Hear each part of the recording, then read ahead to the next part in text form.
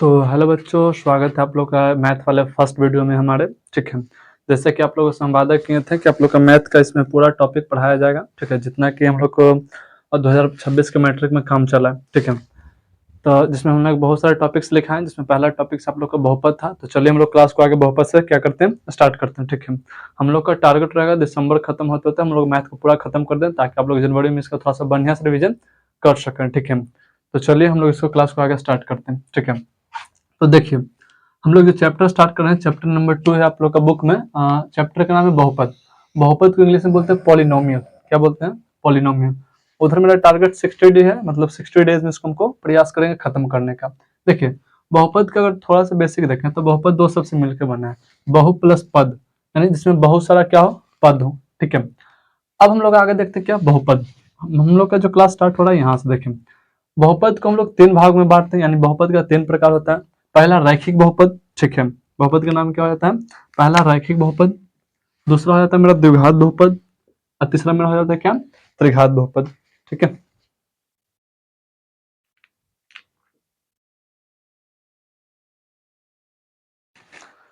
ठीक है, तो क्या बता रहे थे हम? बहुपद मेरा 3 प्रकार का होता है, रैखिक बहुपद, द्विघात बहुपद और त्रिघात बहुपद। ठीक है, आप लोग क्या करिएगा, पहले इसका स्क्रीनशॉट लीजिएगा, इसके बाद इसको उतार लीजिएगा बनने से। ठीक है, आप लोग स्क्रीनशॉट ले लिए होंगे। चलिए, तो रैखिक बहुपद, बहुपद 3 प्रकार का होता है। कौन कौन सा? रैखिक बहुपद, द्विघात बहुपद और त्रिघात बहुपद। तो हम सबसे पहले पढ़ लेते हैं किसके बारे में, रैखिक बहुपद के बारे में। रैखिक बहुपद किसको कहते हैं? जिसका अधिकतम घात कितना हो, 1 हो। इसका अधिकतम घात कितना, 1 हो। घात को इंग्लिश में बोलते हैं पावर। अगर आप लोग क्लास 10th के बच्चे हैं तो आप लोग को इतना जानकारी होना चाहिए। अगर ये सभी नहीं पता तो आप लोग बेसिक वाला प्ले लिस्ट में जाकर वहां से देख सकते हैं। ठीक है, जैसे थोड़ा सा बता दें, जैसे देखिए लिखेंगे 4x स्क्वायर प्लस 4x, तो इसमें अधिकतम घात कितना है, तो 2 है।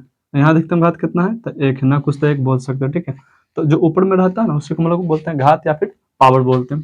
ठीक है, इसका एग्जाम्पल किस तरह से आता है, तो 4x ये हो गया, इसका देखिए कुछ न तो घात 1 है, इसका भी कुछ न तो घात 1 है, ये भी इसका भी कुछ न तो घात 1 है। उधर 8x प्लस 9x जो लिखा हुआ है, इसका भी कुछ न तो घात कितना है, 1। इसको जोड़िएगा तो 9 8 17x हो जाता है। कितना x हो जाता है, 17x। तो कुछ न तो पावर कितना, 1 है। ये 17x क्या हुआ, ये आप लोग को बेसिक वाला हम बता चुके हैं। चलिए, अब इसका देख लेते हैं व्यापक रूप। अब व्यापक रूप भी सवाल पूछता है कि रैखिक बहुपद का व्यापक रूप क्या होता है। तो देखिए व्यापक रूप कहने का मतलब इसका होता है ना क्या चीज, व्यापक रूप मतलब होता है ढांचा। क्या होता है, ढांचा। जैसे ईंटा बनाने का ढांचा देखे ना, जिसमें मट्टी उट्टी डाल के उसमें डाल दिए तो बस ईंटा बन जाता है। उसी तरह से बहुपद भी बनाने का ढांचा होता है, जिसका नाम हम लोग बोलते हैं व्यापक रूप, बोलते हैं मैथ में। ठीक है, वहां ढांचा नहीं लिख सका इसलिए वहां क्या लिख दिया, व्यापक रूप लिख दिया। जैसे क्या रहता है, इसका एक्स होता है। अब जहां एक क्या होता है, कांस्टेंट मान होता है। कांस्टेंट मान कोई कोई नंबर रख सकते हैं। ठीक है, जैसे देखिए ए था तो एक जगह 4 रख दें, एक्स हो गया। ठीक है, फिर इसी तरह से ए एक्स था तो एक जगह क्या रख दिया, 5 रख दिए। उसी तरह से आगे देखिए तो ए तर क्या रख दिए, 6 रख दिए। इसलिए वो ए होता है कांस्टेंट मान, यानी एक जगह कोई नंबर हम लोग रख सकते हैं। तो ये इसका हो गया व्यापक रूप। अब सवाल एक और आता है कि इसमें शून्यकों की संख्या क्या होता है। तो देखिए इसमें शून्यकों की संख्या 1 हो। ठीक है, जितना घात शून्यकों की संख्या भी उतना ही रहता है। घात 1 हो तो शून्यकों की संख्या भी 1 हो। जिसका इस टाइप का साइन होता है। ठीक है, इसको बोलते हैं अल्फा। जहां भी पक्षी की मतलब जो पंछी होता है, बर्ड, उसका पंख की तरह दिख जाए ना ये, तो इसको हम लोग क्या बोलते हैं, अल्फा। क्या बोलते हैं, अल्फा। तो रैखिक बहुपद में शून्यकों की संख्या 1 होता है, जिसका नाम क्या होता है, अल्फा। इस टाइप का इसका लिखने का तरीका होता है। अब उसी तरह से हम लोग आगे बढ़ते हैं द्विघात बहुपद में। द्विघात बहुपद में क्या होता है, जिसमें अधिकतम घात कितना है, 2 हो। अधिकतम घात कितना, 2 हो। जैसे देखिए अगर ये सवाल को यहाँ तक घेरते हैं तो आप लोग बताइए इसमें अधिकतम घात कितना है, तो 2 है। क्या भी ना कुछ तो यहाँ पावर 1 दे दीजिए, तो 1 और 2, अधिकतम घात कितना आ गया, 2। तो यही मेरा रहता है द्विघात बहुपद। जनरली हमको इसी को पढ़ना रहता है। ठीक है, द्विघात बहुपद को इसमें हमको पढ़ना रहता है। हाँ, तो द्विघात बहुपद जिसमें अधिकतम घात कितना हो जाए, 2 हो जाए। जिससे 4x square plus 2x plus 3। उसी तरह से एक और इधर एग्जाम्पल लिखा हुआ है 5x square plus 3x plus 2। ठीक है, आप लोग से यहाँ सवाल पूछते हैं क्या ये लिखने का तरीका सही है, 5x प्लस 2 द्विघात बहुपद होगा। तो देखिए तरीका गलत हो जाता है। क्या होता है, इसलिए गलत हो जाता है कि हमको पावर कितना 2 है तो डायरेक्ट कांस्टेंट मान लिख नहीं सकते हैं। ठीक है, तो इसके लिए एक वाला पावर होना चाहिए, इसलिए इसका सीक्वेंस लिखने का तरीका यही होता है। अब देखें इसका व्यापक रूप यानी यानी ढांचा, X square plus B X plus C, जहां ए बी सी एक अचर मान है यानी कांस्टेंट मान है, जहां ए बी सी के कोई नंबर रख सकते हैं। जैसे देखिए ए की जगह रख देते हैं 4, तो 4x², बी के रख देते हैं, बी की जगह रख देते हैं 2, तो 2x प्लस सी की जगह रख दिए 3। देखिए तो अगर यहाँ ए बी सी की जगह नंबर रखेंगे तो द्विघात बहुपद तैयार हो जाएगा ना, इसलिए इसको बोलते हैं व्यापक रूप, यानी ये हो गया ढांचा किसका, द्विघात बहुपद का। यहाँ एबीसी की जगह नंबर रख ले जाए आप लोग का, ये द्विघात बहुपद बन ले जाएगा। यहाँ रख देते हैं 10, एक जगह रखेगा 10 तो 10x², प्लस बी की जगह रखेगा 6 तो 6x, प्लस सी की जगह 4 रखेगा तो 4, तो ये बन जाता है मेरा द्विघात बहुपद बन जाता है। ठीक है, अब इसको क्या कहता है, इसमें शून्यों की संख्या क्या होता है, 2 गो होता है। क्या होता है, 2 गो। पहला तो बताइए क्या था, पहला अल्फा होता है, इसको हम लोग अल्फा बोलते हैं। दूसरा होता है बीटा, क्या होता है, बीटा जो बी की तरह दिखता है। ठीक है, बीटा जो होता है किस तरह का दिखता है, बी की तरह, इस टाइप से बीटा लिखा था। तो रैखिक बहुपद में शून्यों की संख्या एगो, जिसको हम लोग अल्फा नाम देते हैं। द्विघात बहुपद में घात 2 गो, इसलिए शून्य के क्या गो, 2 गो, अल्फा और बीटा। अब उसी की तरह नीचे आ गया है, लिखा है त्रिघात बहुपद। त्रिघात बहुपद किसको कहते हैं, तो जिसमें अधिकतम घात कितना हो, 3 हो। एग्जाम्पल क्या आ जाएगा, देखिए देखिएगा पावर घटते जा रहा है, यहाँ 2 था, यहाँ सॉरी 3 था, यहाँ 2 था, यहाँ 1, यहाँ कुछ नहीं। यहाँ भी देखिए 2 था, 1 था, यहाँ कुछ नहीं, यहाँ तो 1। ठीक है, तो इसका लिखने का तरीका ये होता है कि पावर घटते जाना चाहिए। ठीक है, तो देखिए त्रिघात बहुपद में 4x³ इसको पढ़ने का तरीका होता है 4x³ plus 2x² plus 4x plus में 3 हो जाता है। ठीक है, तो ये हो गया, इसका व्यापक रूप ये हो गया, यानी ax³ plus bx² plus cx plus D. बताया था व्यापक रूप मतलब ढांचा, इसमें रख दीजिएगा ABCD जगह नंबर रख दीजिएगा तो त्रिघात बहुपद तैयार हो जाता है। ठीक है, अब इसमें देख लेते हैं शून्यों की संख्या। इसमें जो शून्यों की संख्या क्या होता है, 3 गो होता है। क्या होता है, 3 गो। पहला अल्फा, बीटा, और जो वाई नहीं दिखते इसको हम बोलते हैं गामा। कौची, गामा यानी मामा। ठीक है, अल्फा बीटा गामा इस टाइप का 3 गो होता है। ठीक है, तो ये थोड़ा मैंने इसका बेसिक हो गया। अब इसके चलते हम इसके प्रश्न की ओर बढ़ते हैं। ठीक है, आप लोग इसका यहाँ से देखिए क्वेश्चन क्या पूछता है। इसमें से क्वेश्चन यहाँ से ये बनता है, पूछ देगा द्विघात बहुपद में अधिकतम शून्यों की संख्या तो 2 गो, रैखिक बहुपद में अधिकतम शून्यों की संख्या क्या होता है, तो हो जाता है 1 गो, त्रिघात बहुपद में शून्यों की संख्या अधिकतम क्या होता है, तो 3 गो। यहाँ से ऑब्जेक्टिव सवाल बनते हैं। ठीक है, तो आई होप कि आप लोग को इतना समझ में आ गया। हम लोग चलते हैं इसके आगे। ठीक है, चलिए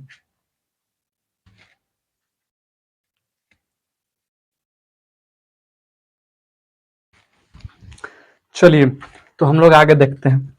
अब इसमें क्या लिखे हैं जो यहाँ पर समझ लेते हैं। ठीक है, देखिए लिख इसलिए देते हैं ना, क्या अगर डायरेक्ट रूप से अगर बताना स्टार्ट कर दें तो बोर्ड में बहुत जगह स्पेस कम बनता है। ठीक है, वहां पर लिख के मतलब लिखते जाएंगे और समझाते रहेंगे, जहाँ बहुत बड़ा मैथ आ जाएगा वहां पर ये सब रहेगा तो इसको लिख के बताएंगे। ठीक है, चलिए आगे क्या है हम लोग को पढ़ना। देखिए लिखा हुआ है कैसे पहचाने बहुपद है या नहीं, यहाँ से ऑब्जेक्टिव वाला सवाल आता है। ठीक है, कैसे पहचाने बहुपद है या नहीं, तो 2 बात को ध्यान रखना। पहला क्या कि बहुपद कभी भी रूट में नहीं होना चाहिए। रूट यानी अगर ये साइन रह गया तो रूट में नहीं होना चाहिए। ठीक है, 2 बात बता दो, उसको पहले ध्यान रखिएगा। पहला क्या ध्यान रखना है कि बहुपद जो है रूट में नहीं रहना चाहिए। दूसरा क्या लिखे हैं कि बहुपद कभी भी बटा में नहीं रहना चाहिए। बटा यानी वे जैसे 9/8 पढ़ते हैं ना, तो ये बटा के फॉर्म में नीचे यानी नहीं रहना चाहिए। ठीक है, तो ये 2 कंडीशन देखना। अब क्वेश्चन 2025 में सेकंड शिफ्ट में क्या पूछा था, इसी बेसिस पे पूछा। यही दोनों जो पॉइंट लिखा है ना, इसी बेसिस पे 2025 में पूछा था सेकंड शिफ्ट में ऑब्जेक्टिव आपका कि निम्नलिखित में कौन बहुपद है। यह सवाल आप लोग का निम्नलिखित में कौन बहुपद है, ये आप लोग का 4 ऑप्शन है, ए बी सी और डी। ठीक है, इसलिए ये बता रहे हैं ना कि ये इसलिए बता रहे हैं क्या कि देखिए ये दोनों टॉपिक से रिलेटेड यहाँ ऑब्जेक्टिव पूछ दिया ना, तो बहुपद हम लोग को पहचानने भी आना चाहिए। तो बहुपद बहुपद नहीं होने का 2 कंडीशन आता है। पहला कि अगर बटा में रहेगा तो बहुपद नहीं होगा, फिर रूट में लग जाएगा तो बहुपद नहीं होगा। सवाल देख लेते हैं 2025 में जो पूछा था, निम्नलिखित में कौन बहुपद है।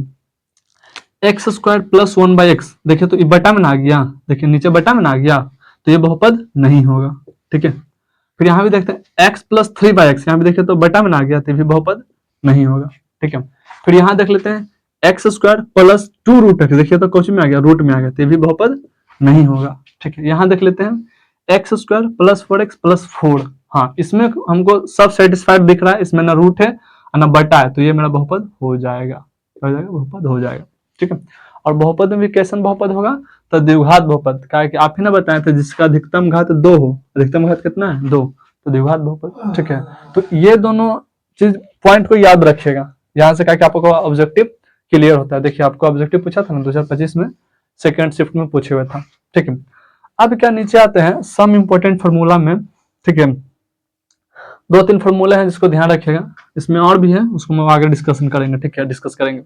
पहला क्या देखिए, द्विघात बहुपद निकालने का सूत्र, द्विघात बहुपद निकालने भी आना चाहिए, ठीक है।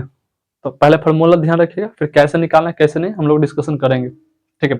तो द्विघात बहुपद निकालने का फार्मूला होता है क्या, x square minus alpha plus beta into X plus alpha into beta, ठीक है, इसको ध्यान रखिएगा। X square minus alpha plus beta into X plus alpha into beta, ठीक है, इसको ध्यान रखिएगा।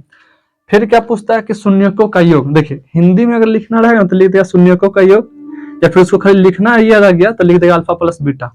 तो इसका भी मतलब ये ध्यान रखना है कि कोची शून्यकों का योग ही है, क्या देखिए ये दो शून्यक हो गया, अब बीच में जोड़ दिया तो शून्यकों का कोची हो गया, योग हो गया।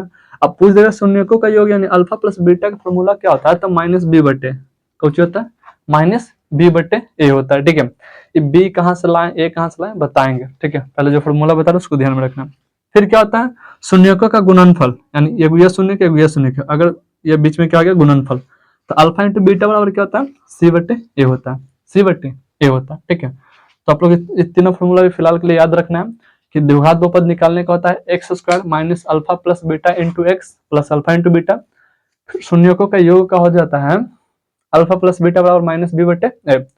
उसी तरह से फिर हो जाता है शून्यकों का गुणनफल यानी अल्फा इंटू बीटा बराबर क्या होता है सी बटे ए हो जाता है आपका, ठीक है। तो आप लोग इतना समझ गए होंगे, ठीक है, थोड़ा सा देख लेते हैं वीडियो बन रहा है ना सही से, चलिए ठीक है।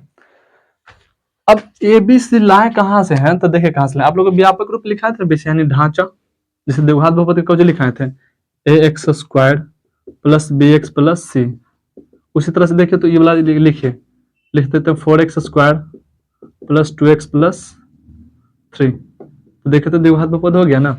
तो देखिए ए बी सी कौन है, आगे वाला इसके गुणनफल वाला ये है ना, तो ये हो जाएगा मेरा ए का मान, इसके गुणनफल वाला बी हो गया तो ये हो जाएगा मेरा बी का मान, सी हो गया लास्ट वाला यानी ये हो जाएगा मेरा सी का मान। यहाँ यानी यहाँ सब लोग से पूछेंगे बताओ वो ए का मान क्या है, तो बोलिएगा भैया 4, ठीक है। बी का मान कितना है, तो बी का मान हो जाता है 2, ठीक है। सी का मान कितना है, तो बोलिएगा सी का मान हो जाता है 3, ठीक है। इस तरह से ए बी सी करके करना होता है, ठीक है।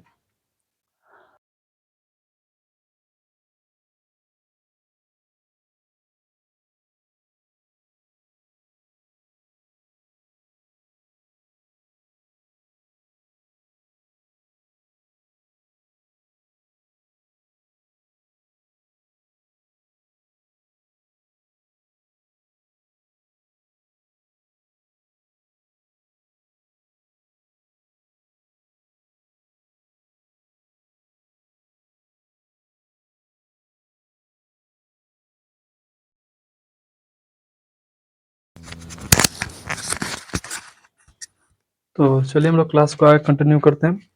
पीछे में भी थोड़ा सा वो आवाज नहीं आया होगा, उसमें कुछ बता नहीं रहे थे, बस उसको यही बोल रहे थे कि उसका स्क्रीनशॉट ले लीजिए बढ़िया से, और उसमें कुछ ज्यादा बताया नहीं था, ठीक है। चलिए अब हम लोग आगे बढ़ते हैं। उसके बाद हम लोग देख लेते त्रिघात बहुपद में, जो बोले थे त्रिघात बहुपद त्रिघात बहुपद का भी कुछ फॉर्मूला होता है वो ध्यान रखना है, ठीक है। तो त्रिघात बहुपद में जो व्यापक रूप लिखाए थे X cube plus B X square plus C X plus D. अब देखिए त्रिघात बहुपद निकालने का भी फॉर्मूला होता है, जैसे द्विघात बहुपद का लिखाए थे ना उसी तरह से त्रिघात बहुपद निकालने का भी क्या होता है फॉर्मूला होता है।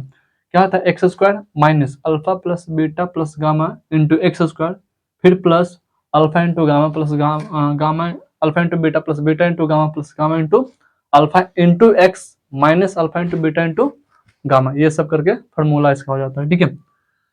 फिर जिस तरह से द्विघात बहुपद में शून्यकों का योग था तो यहाँ पर भी शून्यकों का योग है, alpha plus beta plus gamma बराबर होता है माइनस बी बटे। फिर उसी तरह से होता है शून्यकों का गुणनफल होता है क्या alpha into beta into gamma बराबर माइनस डी बटे। फिर इसका एक और फॉर्मूला याद रखेगा क्या कि alpha into beta plus beta into gamma plus gamma into alpha बराबर क्या होता है सी बटे, ठीक है।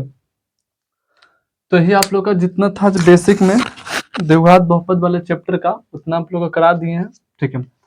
अब आगे इसका बेसिक कुछ बचा नहीं है, अब जो हम लोग का बच गया इस पर सवाल करने के लिए, ठीक है।